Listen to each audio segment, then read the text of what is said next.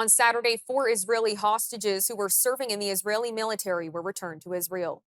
Soon after their release, the IDF released footage of the freed hostages being embraced by their loved ones after 477 days in Hamas captivity. However, despite the good news, Israel accused Hamas of going back on the ceasefire agreement for violating the requirement that female civilian hostages be the first to be released. Hamas failed to meet its obligations to first release Israeli female civilian hostages as part of the agreement.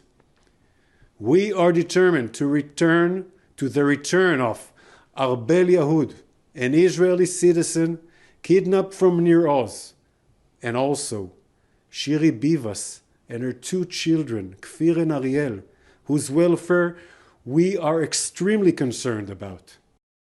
But this morning, a spokesperson for Israel's prime minister confirmed that the dispute has now been resolved and changes have been made to the ceasefire plan. Hamas had backtracked on the agreement by not releasing Arbel as they had agreed originally. Subsequently, an additional phase of hostage releases are scheduled to take place this Thursday. Following the settling of this violation, Israel this morning agreed to the passage of Gazan residents to the north of Gaza. In accordance with the agreement, 3 additional hostages will be released this Saturday. Allow me to share with you some more confirmed details, facts and figures.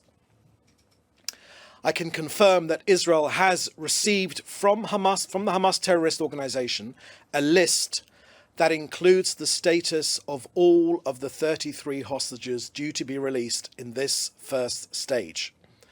The list from Hamas matches Israel's intelligence. So I can share with you that 25 of our hostages are alive and 8 have been killed by Hamas. Israeli citizen spokesperson and former Israeli member of parliament, Dr. Einat Wilf, joined us to unpack the debate over the young boys and their mother who have not yet been released by Hamas. So quite a while ago, Hamas released a hostage video of Yarden Bibas, the father, saying that his wife, the mother, and his 2 children, the young boys, were killed by Israel in an air raid. Of course, this is typical of Hamas, not mentioning that they were actually kidnapped and placed in danger by Hamas itself. But this is something that they issued quite a while ago, but they haven't said anything since.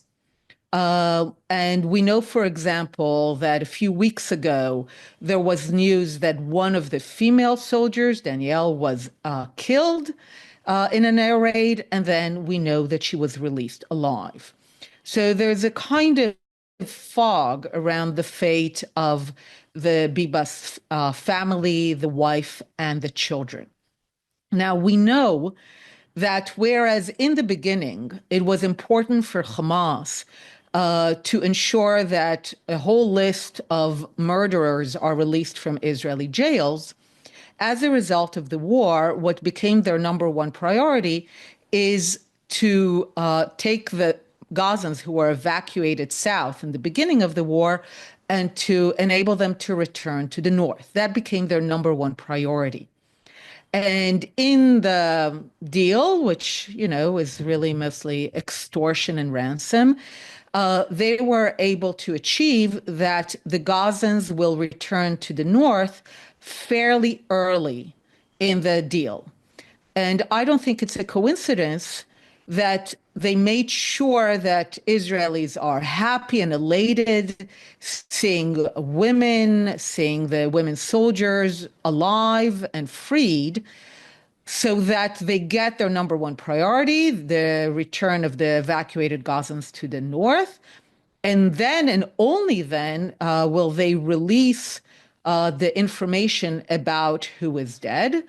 I think they probably correctly assessed that if it will be clearly known and confirmed that the mother and the 2 children, the Bibas mother and the 2 children, were indeed killed in Hamas captivity, Israelis might be less inclined to carry out the terms of the ransom and especially the return of the evacuated Gazans to the north.